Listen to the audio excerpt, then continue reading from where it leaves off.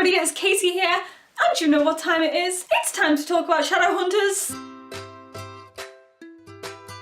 Episode 7 was pretty intense, I'd say. Considering I said last week that it looked like it was going to be a more light-hearted episode from the promos, it really wasn't. It was quite full on, in my opinion. There were still some light-hearted moments in it, and there were some quite funny scenes too. But overall, I'd say it was quite intense. I don't even know where to begin discussing this because quite a lot happened. I'm going to talk about Malik later on because I know that's something that divided people quite a lot this week. There are lots of different opinions with regards to Malik in this episode. So yeah, I'll talk about that after everything else. Let's start with one of the more main storylines that was going on throughout this episode, and that is Authorial. Throughout this episode, Clary keeps hearing this noise. It's sort of like a pained scream, and only she can hear it. That turns out to be Authorial. Clary doesn't know what it is until Luke's sister, Cleophas, listens in and tells her that it's an angel. So Luke's sister, we saw at the end of last week's episode, killed an Iron Sister and escaped the Citadel. The episode opened up with her returning to Valentine, telling him that she's always been loyal to him. In this episode, the characters find out about what happened at the Citadel and assume that Cleophas has been taken by Valentine, so they are all on the lookout for her. Cleophas stabs herself, comes into Jade Wolf bleeding, and tries to persuade Clary and Luke that she was actually attacked and taken to Valentine. What I loved about this storyline is Clary going along with it, and then the minute they're alone and talking about Cleophas, Clary reveals that she knows Cleophas is lying. I like that they included that because a lot of shows tend to have people naively get fooled by stuff like this, and it's unrealistic because you would be suspicious of something like that. So I'm glad that straight away Clary knew what was up, she knew what was going on. Regardless of that though, Clary still wants to use Cleophas to find out where Valentine is, even though Luke is completely against that. We also get to see a bit of the relationship between Luke and his sister. It's not a good relationship. I think the episode makes it pretty clear that she was disgusted when he became a werewolf. She obviously didn't like downwelders, so she turned her back on her brother. You can see that obviously Luke is still hurt by this as well. Because this episode was quite fast-paced, we didn't really get any one-on-one moments between the two of them, so I'm wondering if we're going to get that in the future, because I'd quite like to see an actual conversation between Luke and Cleophas. Luke plans to turn Cleophas into the Clave. He also uses this as a way to prove to Alaric and the Pact that he is loyal. He will do whatever he's got to do. It doesn't matter that Cleophas is his sister. But whilst he wants to turn her in, Clary still wants to use her to get to Valentine, so she ends up tasering Luke at one point and running off with Cleophas. And this is when she hears the sound of the angel again, and Cleophas tells her that it's Authorial. That scene where Clary and Jace find Authorial in the manor house in City Glass is probably one of my favourite scenes in the books because I just found it really atmospheric and sinister. And I don't get creeped out very often whilst reading, but that was a scene that left me chilled. So I'm kind of glad that the show went a completely different route, because I feel like if they'd have tried to copy what happened in the books, they wouldn't have done it justice. So what they've done with the Authorial storyline in the show is kind of twisted it into their own plot. In the show, Authorial is actually part of the puzzle that Valentine needs to unlock this ability the Soul Sword has to rid the world of demonic evil. I did actually like the scenes with Authorial. They were quite heartbreaking, especially when Valentine was dragging him around. He looks like this vulnerable old man, and you don't really get the feel of him being an angel because he's been trapped and kept prisoner. So I think they did that really well. The scene at the end where Clary and Jace managed to free him, I actually thought that was a great scene. Like I said, it's completely different from the books, but it's their own thing. It was way more epic than I expected it to be. It was less creepy and more epic, I'd say. The only thing I was disappointed about is that we didn't really get to see that much of Authorial. I think I would have preferred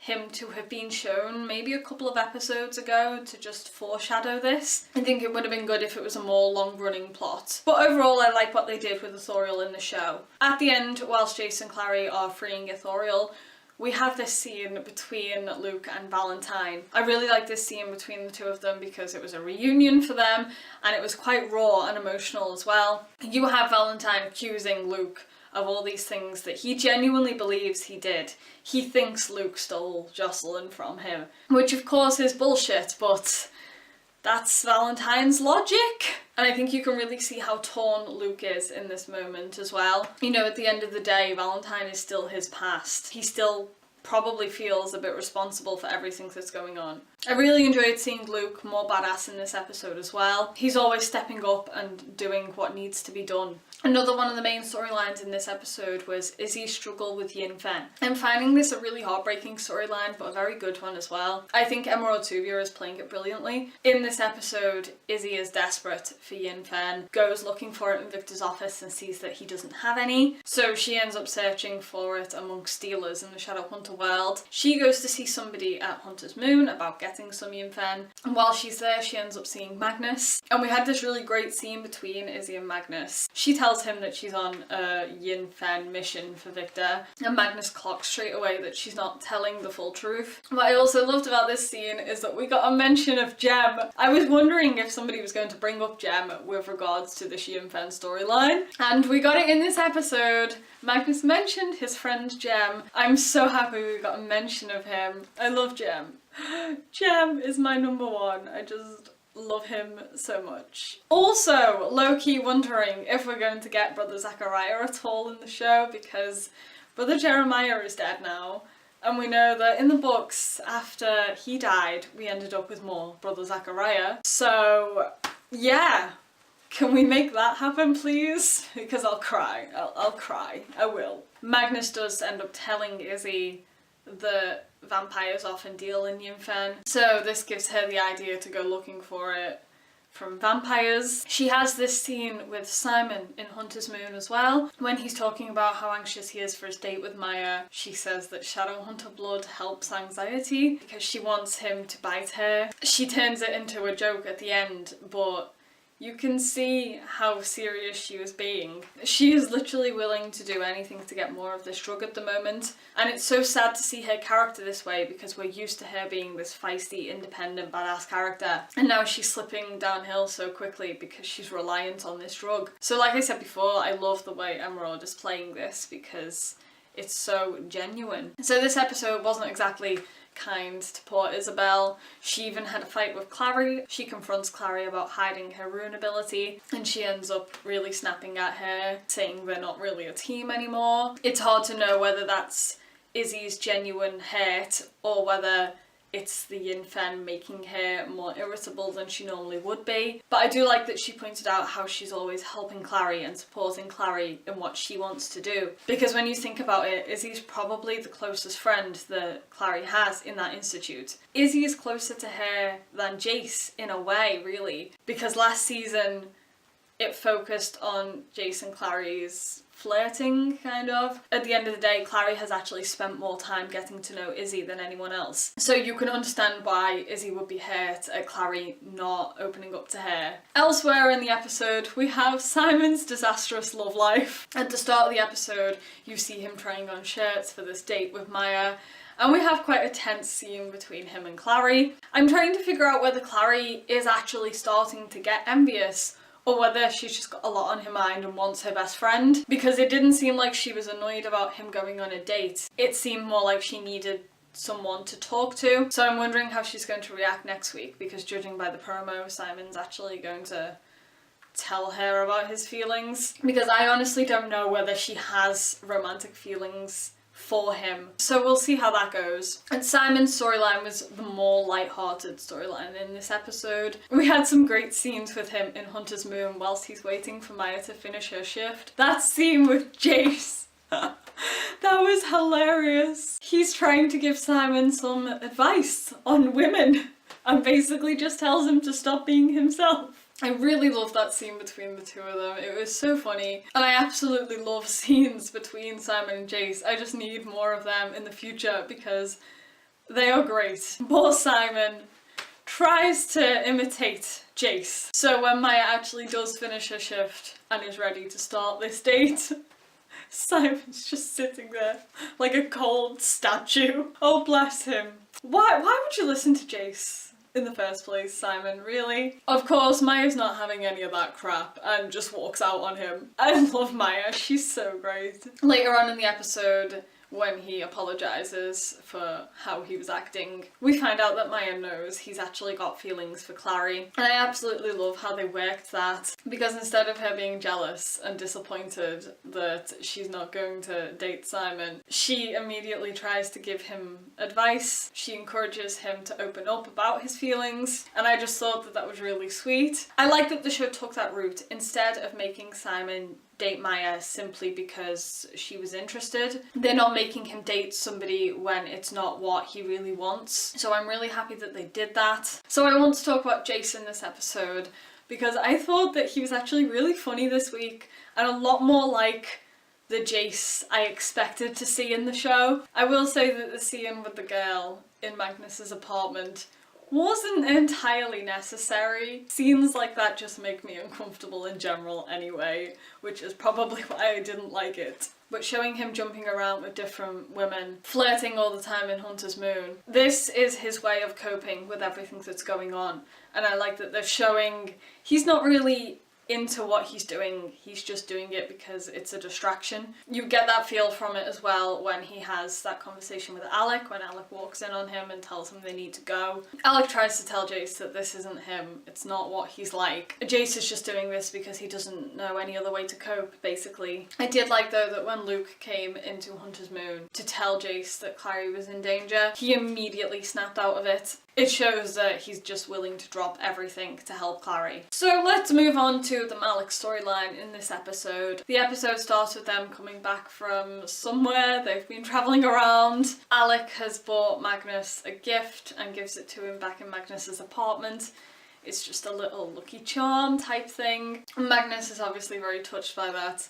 And I like that when he's in Hunter's Moon and he's talking to Maya, he says that no one ever buys him gifts, they always just make demands of him. And here you've got Alec just buying sentimental little things just because he cares about Magnus. I thought that was so cute. Also, like I predicted last week, Jace getting in the way. Those two were just trying to have a romantic little kiss after coming back from wherever. And of course, Jace is here in Magnus's apartment with a girl. Poor Magnus can't get any peace with Jace around. Later on in the episode, we have a chat between Alec and Izzy, and I absolutely loved this scene. I think it was one of my favourites from the episode. Alec is obviously considering taking the next step in their relationship, and I loved that straight away he goes to Izzy for advice. This just really showed the sibling bond that they have, and Izzy reacted to it in a really sweet way as well. It was just such a lovely scene, definitely one of my favourites from this episode. After that, Alec feels more encouraged and goes back to Magnus's apartment. He goes straight in for the kiss. I was really proud of him in that moment because, you know, he stepped up his game. Our awkward baby Alec Lightwood. He's all growing up now. He's out there to get his man.